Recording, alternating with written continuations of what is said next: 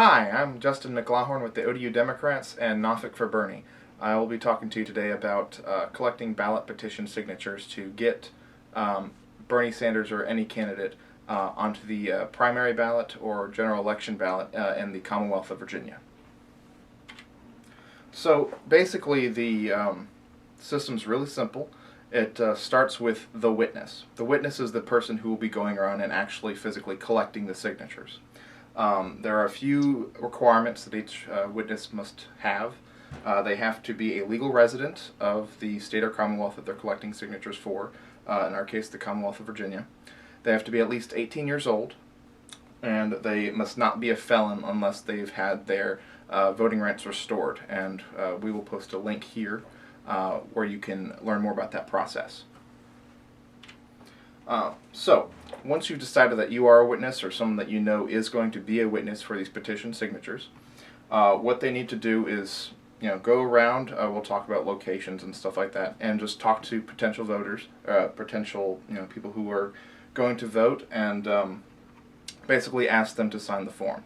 I'll post the form here. You can learn more about it, and you guys can see what I'm talking about. But basically, they need to witness every signature, and once the form is completed, on the back there's an affidavit that needs to be signed and notarized.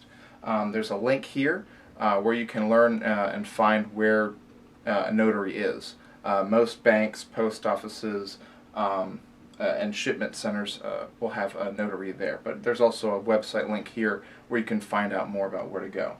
And once you have a form notarized, you're going to want to return that to your district collector. Most, campaigns will have a person, designated to collect completed and notarized petition forms for your district or for your, commonwealth that you work out with whatever campaign you're working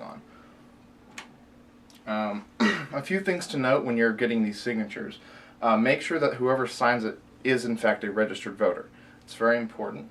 And each petition form, the sheet itself, should contain signatures for one particular district or locality. For example, here in Virginia, the second and third district is split among many cities and states, but in particular, the city of Norfolk is split. Half of them is the second district, half is the third district. Make sure that you keep Norfolk on one, Virginia Beach on the other, Chesapeake on another. That just makes it easier for when we submit it all. And if someone is confused about where they're supposed to vote, what district they are, here's a link where they can find that information.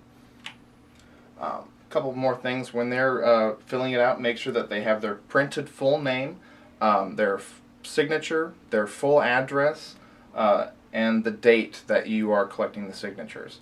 The last four of the Social Security number is not required, but it is recommended. It makes it easier to process the petition signatures. Another thing is, as a witness, you cannot sign your own petition. You cannot witness yourself signing it. And you cannot leave your petition unattended. So make sure you always have it with you. And so, talking to, the potential voters and to get these petition signatures, it's real simple. Approach them calmly, with courtesy. Say, hey, do you have a minute?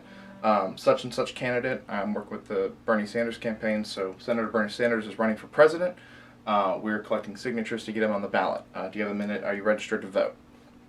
And then if they say yes or no, would you be willing to sign the petition? And if not, a good thing to do is to direct, if they're not registered to vote, a good thing to do is to direct them to those resources, or you can register them if you have those resources there. Now, not everybody's going to be so willing to sign your petition. You'll come across those, and they might show some signs of concern. Again, remind them that the last four of their Social Security number is not required. It just makes it easier for us to process it. Remind them that signing the petition is not a commitment to vote for any particular candidate, so it doesn't matter if you're a Republican, Libertarian, Green Party, Democrat. You can vote for any, you can sign a petition for any candidate. And signing a petition does not restrict you. You are welcome to sign a petition to get Bernie Sanders on the ballot, as well as one to get Hillary Clinton on the ballot. You are not locked down in any way. And again, so finding these locations to get these petition signatures, it's best to coordinate with whatever local grassroots effort that you'll be working with, so that you make sure that locations are covered, but some ideas: college campuses, public libraries, community centers, well-populated public areas such as shopping centers or parks, you know, baseball games. There's all sorts of events that you can go to. As long as it's public, you can collect ballot petition signatures. And so that's the end of this little training here. If you have any questions, please feel free to contact us at the information here, and we'll get back to you as soon as we can. And good luck, and have fun collecting signatures. Thanks. Bye.